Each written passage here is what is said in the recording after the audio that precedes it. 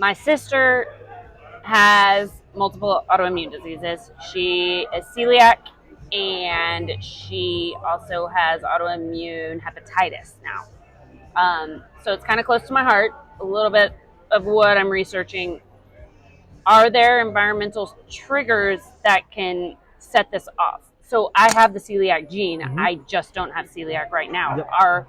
Do you feel like there are things I can be doing environmentally and food wise to keep that from ever becoming active in my own body? Yeah, absolutely. Very good question. So yeah, so when people have autoimmune diseases, usually there's some genetic component, right?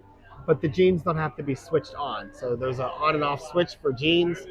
If you have it in your genes, doesn't mean you're actually it's gonna be expressed.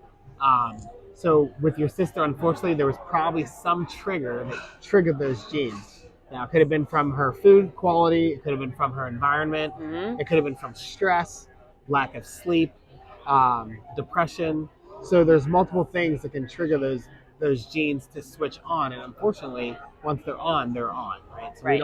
we don't know yet how to switch those genes off. I think it's coming, but to be determined. Do you feel like potentially, as we discussed with your immune system, if there was a way to alleviate your body of all the things that triggered it, that it could reverse itself, or no? Unfortunately, no. Like, so we don't know how to reverse it once the gene is on, but to help prevent it, you want to do all the things that I kind of mentioned that kind of triggers it. So Watch your water, watch your mental health, sleep, sleep. exercise, good nutrition, have a healthy mindset. Do you think there's a way, by taking care of the food and the environment, that there's a way to either put it into like a remission state or lessen the effects? Absolutely.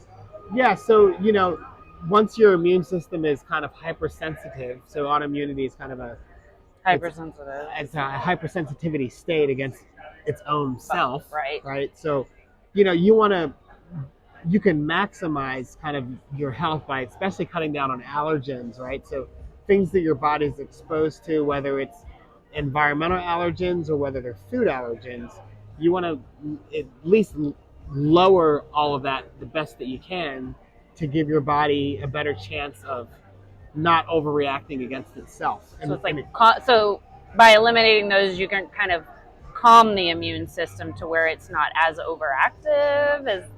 Am I wording this right? No, you're wording it right. And it's, it's theoretical, of course. I mean, there could be some people that do everything perfectly and their immune system still continues to attack itself. So what we're trying to do is maximize the chance that your body has to be the healthiest. But unfortunately, there's some unlucky folks that no matter what they do, they're once it's triggered, it's triggered. It's pretty bad. And then they have to be on disease modifying regimen of medications to help protect their body, whether they're injectables or. So this is where functional meets traditional, and sometimes you do need to take a traditional stance. Absolutely, absolutely.